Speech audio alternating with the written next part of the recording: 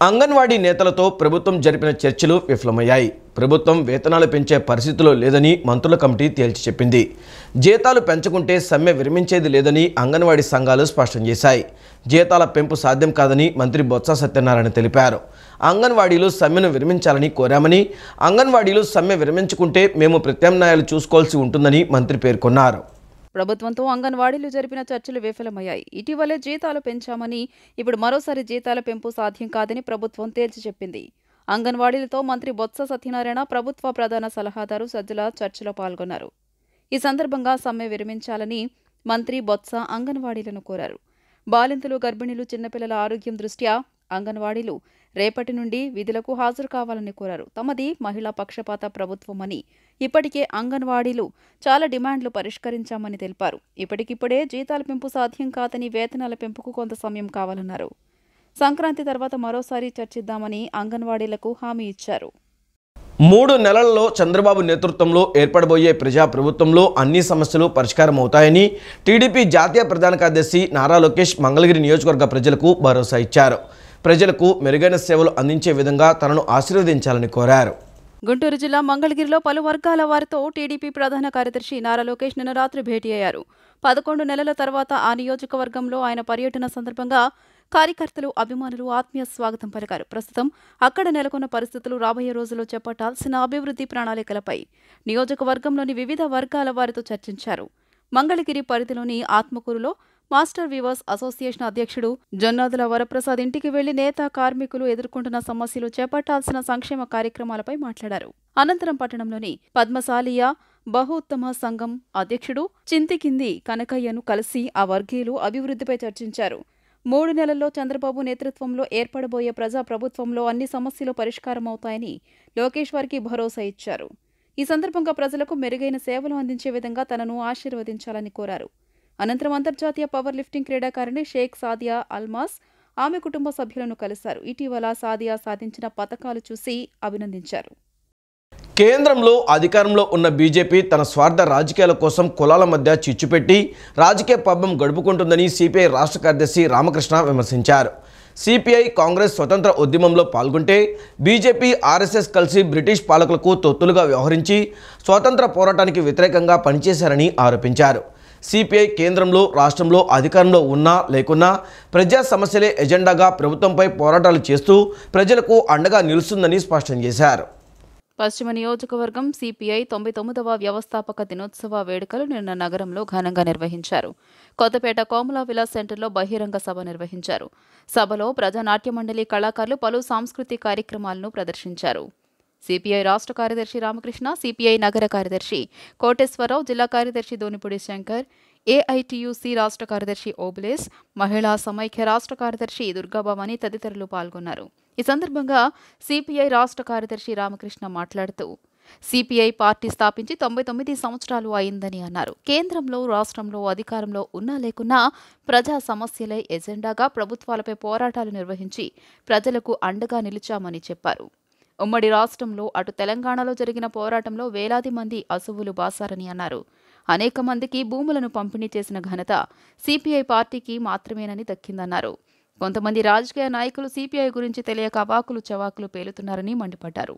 ఈ ఏడాదిలో ప్రజల కోసం రాజీలేని పోరాటం చేసి 100వ వ్యవస్థాపక దినోత్సవ వేడుకలు అంగరంగ వైభవంగా జరుపుకుంటామని తెలియజేశారు. ఎకరా భూమి దక్కిందన్నా, ఒక ఇంటి స్థలం వచ్చిందన్నా, ఒక ఇల్లు వచ్చిందన్నా, ఇంతో సాధారణ కార్మికులకు న్యాయం జరిగిందన్నా, కార్మిక చట్టాలు సాధించుకుందామన్నా వీటన్నిటికి కారణం ఎర్ర జెండా పోరాటాలే. కాబట్టే చెప్తా ఉన్నాం, ఇవాళ 99 సంవత్సరాల సుదీర్ఘ ప్రయాణంలో కమ్యూనిస్ట్ పార్టీ అధికారంలోకి రాలేకపోవచ్చు, కానీ ప్రపంచవ్యాప్తంగా జరిగిన పోరాటాల ప్రభావం, భారతదేశవ్యాప్తంగా జరిగిన ఎర్ర జెండా పోరాటాల ప్రభావంతోనే పేదవాడికి ఇంతో మేలు జరిగింది. పేదవాడి వాడు ఇంత కొంతైనా సరే తలెత్తుకొని తిరుగుతూ ఉన్నాడంటే, ప్రజల్లో నేను కూడా ఒక సమానంగా బతుకుతానని చెప్పగలుగుతా ఉన్నాడంటే, అణగారిన వర్గాల ప్రజల తరఫున, అత్యంత పేద ప్రజల తరఫున, కష్టజీవుల తరఫున ఇవాళ కమ్యూనిస్ట్ పార్టీ పోరాటాలే ప్రధాన కారణం. అధికారంలోకి వచ్చినప్పటి నుంచి ప్రజల జీవితాలతో ఆడుకున్న జగన్మోహన్ రెడ్డి ఇప్పుడు ఆడుదాం ఆంధ్ర అంటూ బాలబాలికలు యువత జీవితాలతో ఆడుకునే కొత్త క్రీడకు తెరతీశారని మాజీ మంత్రి ఆలపాటి రాజేంద్ర ప్రసాద్ ధ్వజమెత్తారు. ఇప్పటి వరకు ప్రజల జీవితాలతో ఆడుకున్నది చాలదా అని నిలదీశారు. మంగళగిరిలోని టీడీపీ కేంద్ర కార్యాలయంలో మాజీ మంత్రి ఆలపాటి రాజేంద్ర ప్రసాద్ నిన్న విలేకరుల సమావేశం నిర్వహించారు. సమావేశంలో ఆయన మాట్లాడుతూ రాజకీయ లబ్ధి కోసమే ఆడుదాం ఆంధ్ర అంటున్నారని, దీని వెనుక ఏదో ఆంతర్యం ఉందన్నారు. 4.5 ఏళ్లుగా క్రీడల్ని ఎప్పుడైనా జగన్ ప్రోత్సహించారా అని దుయ్యబట్టారు. జగన్ ప్రభుత్వం రాష్ట్రంలో క్రీడాభివృద్ధికి చేసిందేమీ లేదన్నారు. పైగా షాప్ను రాజకీయాలకు నిలయంగా మార్చారన్నారు. ఆంధ్ర క్రికెట్ అసోసియేషన్లోనూ రాజకీయాలు చొప్పించి మద్యం కేసులో నిందితుడైన విజయసాయిరెడ్డి అల్లుడిని చైర్మన్ చేశారు అని రాజేంద్ర ప్రసాద్ విమర్శించారు. ఆడుదాం ఆంధ్ర పేరుతో ఓట్ల కోసం జగన్ ఆడుతున్న డ్రామాను యువత గమనిస్తోందని, ఎన్నికల్లో గుణపాఠం చెప్పేందుకు సిద్ధంగా ఉందని పేర్కొన్నారు. అకస్మాత్తుగా ఇంత ప్రేమ ఆడుదాం ఆంధ్ర అనే పేరుతో ఏమిటండి దీని రహస్యం అని చెప్పి మళ్ళీ అడుగుతా ఉన్నా.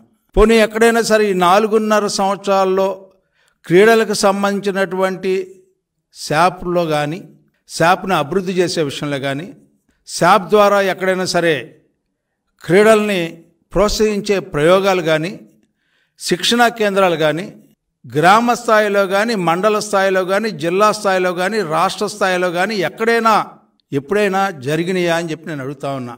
జాతీయ అంతర్జాతీయ స్థాయిలో ఎక్కడైనా సరే ఏదైనా సరే క్రీడల్ని ఈ రాష్ట్రంలో ఈ 4.5 సంవత్సరాల్లో ప్రోత్సహించారని చెప్పి నేను అడుగుతా ఉన్నా. ఏమీ చేయకపోగా ఆడుదాం ఆంధ్ర ఆడారు. ఇప్పటి వరకు రకరకాలైన ఆటలు ప్రజలతో ఆడారు. మీరు అన్ని వర్గాలతో ఆడారు ఆటలు. అన్ని వర్గాల ప్రజల యొక్క పొట్టని అడ్డం పెట్టుకొని అవినీతిమయం చేశారు. అవినీతి ఆట ఆడారు, పేకాటలు ఆడారు, క్యాసినో క్లబ్లు ఆడారు, రకరకాల ఆటలు మీరు ఆడి ఇవాళ నిజమైన శారీరక సంబంధించినటువంటి క్రీడల్ని ప్రోత్సహించడానికి ఇవాళ ఆఖరి సమయంలో మీకు సమయం దొరికింది అంటే ఈ రోజున మాకు ఏం మాట్లాడాలో అర్థం కావట్లేదు ముఖ్యమంత్రి గారు అని చెప్పి మీకు మనవి చేస్తా ఉన్నా. ఇంద్రకిలాద్రి క్షేత్రపాలకుడు ఆంజనేయ స్వామికి బంగారం, వెండి తొడుగులు, అమ్మవారి ఆలయ ప్రాంగణంలోని రావిచెట్టు కింద కొలువైన అపరాజిత అమ్మవారికి వెండి తొడుగును దుర్గగుడికి అందజేసినట్లు టీటీడీ మాజీ చైర్మన్ వైవి సుబ్బారెడ్డి తెలిపారు. రాష్ట్ర ప్రజలందరికీ అమ్మవారి కరుణా కటాక్షాలు ఉండాలని కోరుకున్నానని, వచ్చే ఎన్నికల్లో వైఎస్ జగన్మోహన్ రెడ్డి మళ్లీ అధికారంలోకి రావాలని అమ్మవారిని వేడుకున్నానని తెలియజేశారు. ఇంద్రకీలాద్రిపై కొలువై ఉన్న దుర్గమ్మను టీటీడీ మాజీ చైర్మన్ వైవి సుబ్బారెడ్డి దంపతులు నిన్న సాయంత్రం దర్శించుకున్నారు.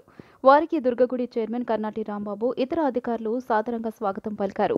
అమ్మవారిని దర్శించుకున్న అనంతరం వీరాంజనేయ స్వామికి భక్తులు తయారు చేయించిన బంగారం, వెండి తొడుగులు, అపరాజిత అమ్మవారికి వెండి తొడుగు, ఇతర పూజా సామాగ్రిని దుర్గగుడి చైర్మన్ రాంబాబు, ఈవో కెఎస్ రామారావుకు పంపిణీ చేశారు.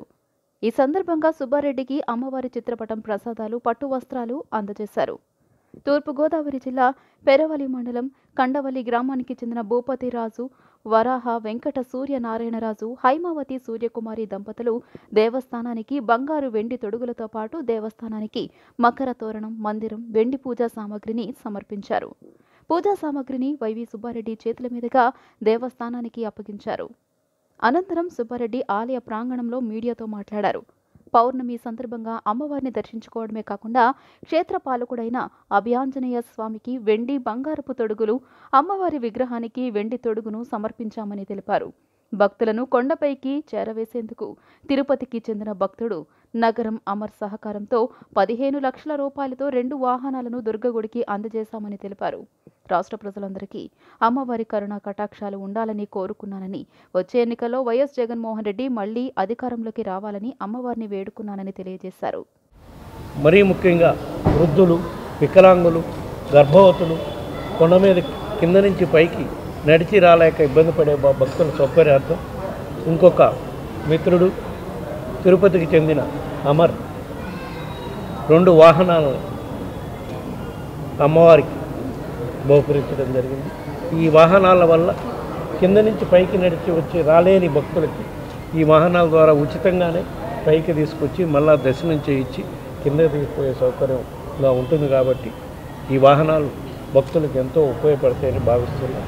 అదేవిధంగా ప్రాచీన కాలం నుంచి ఉన్న ఆంజనేయ స్వామి అమ్మవారి క్షేత్రంలో ఉన్న ఆంజనేయ స్వామి క్షేత్రపాలకులుగా పేరుగాంచిన ఆంజనేయ స్వామికి బంగారు తొడుగు వెండి ఆలయం మొత్తానికి వెండి తొడుగులు ఇచ్చిన దాతలు సూర్యనారాయణరాజు గారి దంపతులకి అమరికి కూడా అమ్మవారి ఆశీస్సులతో వాళ్ళు రాబోయే రోజుల్లో మరీ అమ్మవారి ఆశీస్సులతో సుఖంగా సంతోషంగా ఉండాలని కోరుకుంటూ రాష్ట్ర వ్యాప్తంగా కూడా అమ్మవారి కరుణా కటాక్షంతో ప్రజలందరూ సుఖంగా సంతోషంగా ఉండాలని గౌరవ ముఖ్యమంత్రి జగన్మోహన్ రెడ్డి గారి పాలనలో ప్రజలకు ఎటువంటి ఇబ్బందులు లేకుండా సుఖంగా సంతోషంగా ఉండాలని మరీ ముఖ్యంగా రాబోయే రోజుల్లో మళ్ళీ ఎలక్షన్స్ వస్తున్నాయి కాబట్టి అమ్మవారి ఆశీస్సులతో జగన్మోహన్ రెడ్డి గారే మళ్ళీ ఈ రాష్ట్రానికి ముఖ్యమంత్రి కావాలి. ఎంతోమంది ప్రజలు సంక్షేమ పథకాలు అభివృద్ధి కార్యక్రమాలు అందిస్తున్న గౌరవ ముఖ్యమంత్రి గారికి అమ్మవారి ఆశీస్సులు మెండుగా ఉండాలి అని చెప్పి ప్రార్థన చేయండి. విజయవాడ చిట్టినగర్లో ఎర్ర జెండాలు రెపరెపలాడాయి. ప్రధాన రహదారులు తోరణాలతో ఎరుపెక్కాయి. సిపిఐ వ్యవస్థాపక దినోత్సవం సందర్భంగా నిన్న సాయంత్రం తలపెట్టిన ప్రదర్శన విశేషంగా ఆకట్టుకుంది. కార్యకర్తలు ఎర్ర చొక్కాలు ధరించి భుజాన ఎర్ర జెండా పెట్టుకుని ముందుకు సాగారు. డప్పు కళాకారులు చేసిన విన్యాసాలు ఆకట్టుకున్నాయి. సిపిఐ రాష్ట్ర కార్యదర్శి రామకృష్ణ ప్రదర్శనను ప్రారంభించారు. భారత కమ్యూనిస్టు పార్టీ 99వ వ్యవస్థాపక దినోత్సవాన్ని పురస్కరించుకుని నగర సమితి ఆధ్వర్యంలో నిన్న Pathabasti, KT road, KL Rao park road నుంచి కోమల విలాస్ వరకు సిపిఐ కార్యకర్తలు వందలాది మందితో భారీ ప్రదర్శన నిర్వహించారు. నగర నలుమూలల నుంచి డివిజన్ల వారీగా సిపిఐ కార్యకర్తలు, నేతలు పెద్ద సంఖ్యలో ర్యాలీగా కేఎల్ రావ్ పార్క్ రోడ్డు చేరుకుని అక్కడి నుంచి ప్రదర్శనగా కోమల విలాస్ చేరుకున్నారు. పార్క్ రోడ్లో కళా జాతలతో పాటు పలు విన్యాసాలు నిర్వహించారు. ర్యాలీలో పలువురు చిన్నారులు ఎరుపు రంగు దుస్తులతో ఆకర్షణగా నిలిచారు. ఎర్రదండు మేమే అన్నట్టుగా ప్రదర్శన ముందు ఆకర్షణగా నిలిచారు. ఎర్ర జెండాలతో కేటీ రోడ్డు కళకళ్లాడింది. చిట్టినగర్ నుంచి కేఎల్ రావు పార్కు రోడ్డు వరకు డివైడర్ మధ్యలో చుట్టుపక్కల సిపిఐ తోరణాలతో అందంగా అలంకరించారు. రోడ్డుకి ఇరువైపులా ఏర్పాటు చేసిన ఎర్ర జెండాలు ప్రధాన ఆకర్షణగా నిలిచాయి. ర్యాలీలో సిపిఐ రాష్ట్ర కార్యదర్శి రామకృష్ణ, జాతీయ కార్యవర్గ సభ్యులు అక్కినేని వనజ, రాష్ట్ర కార్యదర్శి వర్గ సభ్యులు జల్లి విల్సన్, రాష్ట్ర నేతలు దోనిపుడి శంకర్, నగర కార్యదర్శి జి కోటేశ్వరరావు, మాజీ కార్పొరేటర్ డివి రమణబాబు, నేతలు శివయ్య, తాడి, పైడయ్య పాల్గొన్నారు. వంగవీటి మోహన్ రంగా వ్యక్తి కాదని ఆయనొక శక్తి అని పలువురు వక్తలు కొనియాడారు. వెనుకబడిన వర్గాలకు వెన్నుముకగా నిలిచారని చెప్పారు. చివరి క్షణాల వరకు పేద ప్రజల కోసం పోరాడుతూనే ఉన్నారని పేర్కొన్నారు. విజయవాడ ఎంబీ విజ్ఞాన కేంద్రం ఆడిటోరియంలో కాపు జాగృతి సేన ఆధ్వర్యంలో వంగవీటి మోహన రంగా వర్ధంతి సంస్మరణ సభ నిన్న నిర్వహించారు. ఆయన విగ్రహానికి పూలమాలలు వేసి నివాళులు అర్పించారు. కాపు జాగృతి సేన సభ్యుడు చందు జనార్దన్ అధ్యక్షత వహించారు. టీడీపీ పొలిట్ బ్యూరో సభ్యుడు బోండా ఉమామహేశ్వరరావు మాట్లాడుతూ బడుగు బలహీన వర్గాల ఆశాజ్యోతి వంగవీటి అని కొనియాడారు. వెనుకబడిన వర్గాలకు వెన్నెముకగా నిలిచారని చెప్పారు. చివరి క్షణాల వరకు పేద ప్రజల కోసం పోరాడుతూనే ఉన్నారని పేర్కొన్నారు. రంగా ఆశయాలను కొనసాగిస్తామన్నారు. ఏ ఆపదున్నా ఆ రోజుల్లో ఆడపిల్లలు ఏడిపించడం అనేది ఎక్కువగా ఉండేది. ఇష్టారీతిన ఆడపిల్లల మీద మరి అఘాయిత్యాలు జరిగాయి. ఏది జరిగినా వాళ్ళ కుటుంబం మా రంగంలో ఉన్నాడని చెప్పి ఇక్కడికి వస్తే అవతల వ్యక్తులు వీళ్ళు అసలు మన పార్టీ వాళ్ళ, మన కులం వాళ్ళ, లేదంటే తెలుగు వాళ్ళ ఎన్ని ఏం చూసేవాడు కాదని రంగా గారు. ఆ రోజు ఎంతటి వ్యక్తులైనా సరే అవతల వాళ్ళు పోరాడేవాళ్ళు. అది న్యాయ పోరాటం అయితే న్యాయ పోరాటం చేసేవాళ్ళు, ఇంకో రకంగా పోరాడేవాళ్ళు.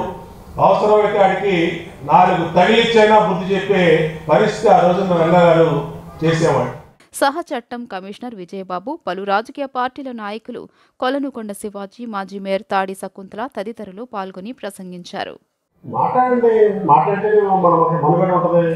లేకపోతే మా వర్గాలన్నీ ఓట్లు తీసుకొని గొప్పగా ఆడే రాజ్యాధికారం చేస్తా ఉంటే ఎలకాలం చూస్తూ ఊరుకోవడం అని చెప్పి కొడుకు కలిసి వారం పెట్టే రోజు దగ్గరలో అని చెప్పి మీ పాపాల పండిది 2024 ఎన్నికల్లో ఎవరైతే రంగా గారి సామాజిక వర్గాలకి వాళ్ళ అభిమానులకి నష్టం చేశారో ఈ నగరంలో వాళ్ళ సంగతి అంతా తెలుస్తారని చెప్పి మేమంతా కూడా ఆ నాయకుడి స్ఫూర్తితో ఈ నగర అభివృద్ధి కోసం, ఈ నగర పౌర సమాజం కోసం కావలసిలాగా పనిచేస్తామని చెప్పి వినమ్రంగా తెలియజేసుకుంటూ సెలవు తీసుకుంటూ ఓటర్ల జాబితా ప్రత్యేక సమగ్ర సవరణ 2024 ప్రక్రియలో భాగంగా వచ్చిన క్లెయిమ్లు, అభ్యంతరాల దరఖాస్తుల పరిష్కార గడువును కేంద్ర ఎన్నికల సంఘం పొడిగించింది.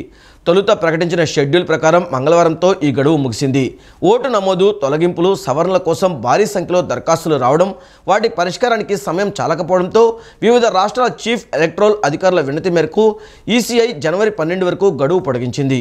ఆంధ్రప్రదేశ్, బీహార్, హర్యానా, జార్ఖండ్, కర్ణాటక, కేరళ, మహారాష్ట్ర, పంజాబ్, తమిళనాడు, ఉత్తరాఖండ్, ఉత్తరప్రదేశ్, ఢిల్లీలకు ఇది వర్తించనుంది. దాంతో జనవరి 5న ప్రచురించాల్సిన తుది జాబితాను 22న విడుదల చేస్తామని పేర్కొంది. ఈ మేరకు ఆయా రాష్ట్రాల సీఈఓలకు మంగళవారం లేఖలు పంపించింది. రాష్ట్రం సుభిక్షంగా ఉండాలని, ప్రజలు సుఖశాంతులతో ఉండాలని గత 44 సంవత్సరాలుగా నిర్విరామంగా గురుభవానీ ఈది ఎల్లారో ఆధ్వర్యంలో ఆనంద దీపం మహోత్సవాలు ఎంతో విజయవంతంగా నిర్వహిస్తున్నారని ఎమ్మెల్యే వెల్లంపల్లి శ్రీనివాసరావు తెలిపారు. ఎంతో మహిమ కలిగిన నగరాల మహాలక్ష్మి దేవస్థానం నుండి ఆనంద దీపోత్సవ కార్యక్రమానికి భక్తులు పెద్ద ఎత్తున తరలిరావడం ఎంతో ఆనందంగా ఉందని చెప్పారు. పశ్చిమ నియోజకవర్గంలోని శ్రీ మహాలక్ష్మి అమ్మవారి సన్నిధి నుంచి భవానీల ఆనంద దీపోత్సవం ఊరేగింపు కార్యక్రమం నిన్న నిర్వహించారు. ఈ కార్యక్రమంలో ఎమ్మెల్యే వెల్లంపల్లి శ్రీనివాసరావు, నగర మేయర్ రాయన భాగ్యలక్ష్మి, ప్రముఖ పారిశ్రామికవేత్త బాయన బాబ్జీ, పలువురు ప్రముఖులు పాల్గొని ఆలయంలో ప్రత్యేక పూజలు నిర్వహించారు. గురు భవానీ ఈది ఎల్లారావు ఆధ్వర్యంలో జరిగిన కార్యక్రమంలో గురు భవానీలు దినేష్తో పాటు దేవస్థానం ఉపాధ్యక్షులు శ్రీనివాసరావు, కోశాధికారి పిలా శ్రీనివాసరావు, శ్రీరం వెంకట్రావు, సభ్యులు మజ్జి శ్రీనివాసరావు పాల్గొన్నారు. అతిథులను ఈది ఎల్లారావు ఘనంగా సత్కరించారు. అమ్మవారి గుడి నుండి ప్రారంభమైన ఆనంద దీపం మహోత్సవాల ఊరేగింపును ఎమ్మెల్యే వెల్లంపల్లి శ్రీనివాసరావు లాంఛనంగా ప్రారంభించారు. ఆనంద దీపం మహోత్సవానికి మహిళలు, భవానీలు పెద్ద ఎత్తున తరలివచ్చారు. ఈ సందర్భంగా ఎమ్మెల్యే వెల్లంపల్లి శ్రీనివాసరావు మాట్లాడుతూ ఎంతో ప్రసిద్ధిగాంచిన చిట్టినగర్ శ్రీ మహాలక్ష్మి అమ్మవారి సన్నిధి నుండి శ్రీ దుర్గా మల్లేశ్వర స్వామి దేవస్థానం వరకు ఆనంద దీపోత్సవ కార్యక్రమాలు నిర్వహించడం మంచి శుభపరిణామం అన్నారు. మార్గశిర పౌర్ణమిని పురస్కరించుకుని భవానీలు ఆనంద దీపోత్సవంతో అమ్మవారి సన్నిధికి వెళ్లి దీపాలు సమర్పిస్తారని చెప్పారు. ఇలాంటి కార్యక్రమాలు నిర్వహించడం వల్ల ప్రతి ఒక్కరూ ఎంతో ఆరోగ్యంగా ఉంటారని పేర్కొన్నారు. ఈ యొక్క కార్యక్రమాన్ని, జ్యోతుల కార్యక్రమాన్ని ఘనంగా నిర్వహించడం, భవానీ గురు భవానీ పీఠానికి కూడా ఆయన వ్యవహరిస్తున్నారు చాలా చక్కగా. ఎందుకంటే భవానీ దీక్షలంతా మనందరికీ కూడా తెలుసు. కొన్ని లక్షల మంది ఈ ఆంధ్ర రాష్ట్ర వ్యాప్తంగా కూడా మాలాధరణ చేస్తుంటారు.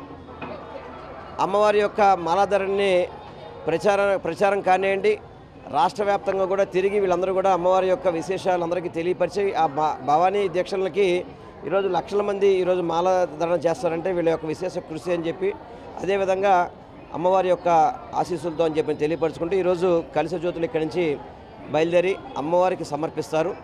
ఇది దాదాపు కొన్ని వందల మంది తల్లులు వచ్చి ఈ కార్యక్రమంలో భాగస్వామ్యం చాలా సంతోషంగా ఉంది. మన ఈదెల్లారో గురుస్వామి గారు ఒక మంచి కార్యక్రమం చేసినందుకు అమ్మవారి ఆశీస్సులు వాళ్ళ కుటుంబం మీద, వారి మీద ఉండాలని మనస్ఫూర్తిగా కూడా నేను కోరుకుంటున్నాను. నగరాల సీతారామ అమ్మవారు ఇక్కడ మనకి చిట్టినగర్లో ఉండడం జరుగుతుంది. ప్రతి సంవత్సరం మన ఈది ఎల్లారావు గురు భవానీ గారు ఇక్కడి నుంచి జ్యోతుల్ని ఇంద్రకీలాద్రిపైకి తీసుకెళ్ళటం అన్నది ప్రతి సంవత్సరం జరుగుతుంది. అమ్మవారి ఊరేగింపుతోటి జ్యోతులు, ముత్తైదువులు చక్కగా జ్యోతుల్ని తీసుకొని జ్యోతుల ఊరేగింపుతోటి అమ్మవారికి రంగరంగ వైభవంగా ఇక్కడి నుంచి ఊరేగింపు అన్నది నడవటం జరుగుతుంది. అందరికీ అమ్మవారి ఆశీస్సులు ఎల్లవెల్లా ఉండాలి. ఈ కార్యక్రమం ప్రతి సంవత్సరం నిర్విరామంగా ఇలాగే ప్రశాంతంగా జరగాలని ఆ అమ్మవారిని కోరుకుంటున్నాను. మన కలియుగంలో ఒక అర్జునుడు మాత్రమే శ్రీమన్నారాయణుడు చూపించగలిగాడు. అందుకని ఆనంద జ్యోతిని ఇంత గొప్ప వరంగా మేము భావించి మా పెద్దలైనటువంటి మా మాజీ మంత్రివర్యులు మా వెల్లంపల్లి శ్రీనివాసరావు గారు అధ్యక్షన ప్రతి సంవత్సరం కూడా మరి వారి యొక్క ఆశీస్సులతో మేము కార్యక్రమాన్ని ఎప్పుడు కూడా బిగించేస్తూ మాకు అన్ని రకాలుగా కూడా వారి ఆశీస్సులు అన్నదాంట్లో మాకు ఎల్లవేళ్ళు ఉంటూ మేము ఇంత కార్యక్రమాలు చేయడానికి కూడా వారి సహకారం ఎంత ఎప్పుడు కూడా మాకు పూర్తిగా ఉంటుంది. అలాగే మా విజయవాడ మా అమ్మాయి నగర మేయర్ గారు మరి ఏ కార్యక్రమం పిలిచినా కూడా తప్పకుండా కూడా ప్రతి కార్యక్రమానికి ఆ తల్లి వచ్చి అందరికీ కూడా వారి ఆశీస్సులు అందించి విజయవాడ నగరాన్ని ఎంతో అభివృద్ధిగా నడిపిస్తూ వైఎస్ జగన్మోహన్ రెడ్డి పరిపాలనలో పేద ప్రజల సంక్షేమం, అభివృద్ధి కోసం కేటాయించిన నిధులను పక్కదారి పట్టించి వారి అభివృద్ధిని గాలికి వదిలేశారని పశ్చిమ నియోజకవర్గం టీడీపీ మైనార్టీ నాయకులు ఎంఎస్ బేగ్ విమర్శించారు. గత తెలుగుదేశం ప్రభుత్వంలో విజయవాడ అభివృద్ధి కోసం కోట్ల రూపాయల నిధులు కేటాయించారని, అనేక సంక్షేమ పథకాలు అమలు చేశారని తెలిపారు. పశ్చిమ నియోజకవర్గంలోని 38వ డివిజన్ పరిధిలోని ఆళ్లసింహాద్రి వీధి, హనుమాన్ బ్రహ్మయ్య వీధి పరిధిలో టీడీపీ ఆధ్వర్యంలో బాబు ష్యూరిటీ భవిష్యత్తుకు గ్యారంటీ కార్యక్రమాన్ని నిన్న నిర్వహించారు. ఈ కార్యక్రమంలో పశ్చిమ నియోజకవర్గం టీడీపీ మైనార్టీ నాయకులు ఎంఎస్ బేగ్ పాల్గొన్నారు. పాత హెచ్పీ కాలనీ ప్రాంతాల్లో ప్రజలు ఎదుర్కొంటున్న సమస్యలను తెలుసుకోవడంతో పాటు ఇంటింటికి వెళ్లి టీడీపీ సంక్షేమ పథకాల గురించి వివరించారు. ఈ సందర్భంగా ఎంఎస్ బేగ్ మాట్లాడుతూ వైసీపీ పరిపాలనలో అరాచకాలు పెరిగిపోయాయని, మహిళలకు రక్షణ లేదని అన్నారు. రాష్ట్రంలో అభివృద్ధి పూర్తిగా కుంటుపడిందని, నియోజకవర్గం డివిజన్ అభివృద్ధికి నోచుకోవడం లేదన్నారు. రాష్ట్రంలో రహదారులన్నీ అధ్వానంగా మారాయని, ఎక్కడ చూసినా రహదారులన్నీ గోతులమయంగా మారాయన్నారు. రాష్ట్రం అభివృద్ధి చెందాలంటే మళ్లీ చంద్రబాబు నాయుడు అధికారంలోకి రావాలని, ఆయనని సీఎం చేసే బాధ్యత ప్రజలపై ఉందని చెప్పారు. కొండ ప్రాంతాలలో అనేక సమస్యలు తిష్టవేశాయని, తెలుగుదేశం జనసేన అధికారంలోకి రాగానే వాటి పరిష్కారానికి తన వంతు కృషి చేస్తానని చెప్పారు. ఏ రోజైతే అభివృద్ధి సున్నా అయిందని తెలిసిందో, ఇతను చేయలేడని తెలిసిందో, ఆ రోజే ప్రజలు జగన్మోహన్ రెడ్డిని తిరస్కరించేశారు. మేమందరం ఒకటే చెప్తా ఉన్నాం, బాబు గారు జనసేన పార్టీ అధ్యక్షులు పవన్ కళ్యాణ్ గారి యొక్క కలయికని ప్రజలందరూ కూడా కోరుకున్నారు. ఈరోజు ఆ కలయికతోనే మేము 2024 ఎలక్షన్కి ముందు వెళ్తాం. ప్రజల కోసం పోరాడుతున్న పార్టీలు ఎవరైనా ఉన్నారంటే ఈరోజు రాష్ట్రంలో జనసేన, తెలుగుదేశం పార్టీ తప్ప, మేమందరం కూడా ప్రజల పక్షాన నుంచొని ప్రజల కోసం, రాష్ట్రం కోసం, రాష్ట్ర భవిష్యత్తు కోసం మేమందరం కూడా కృషి చేసి తప్పనిసరిగా ఏదైతే మన 5 సంవత్సరాల్లో పోగొట్టుకున్నామో మనమందరం కూడా రాష్ట్ర భవిష్యత్తు, రాష్ట్ర యొక్క ప్రయోజనాలను కాపాడుకోవాల్సిన బాధ్యత మనమందరం తీసుకుంటామని చెప్పి ప్రజలందరూ కూడా మేమందరూ కూడా మద్దతు ఇస్తూ, అలాగే ప్రజల యొక్క భరోసా కూడా మనం తీసుకుంటూ ఈ వార్తలు ఇంతటితో సమాప్తం. నమస్కారం.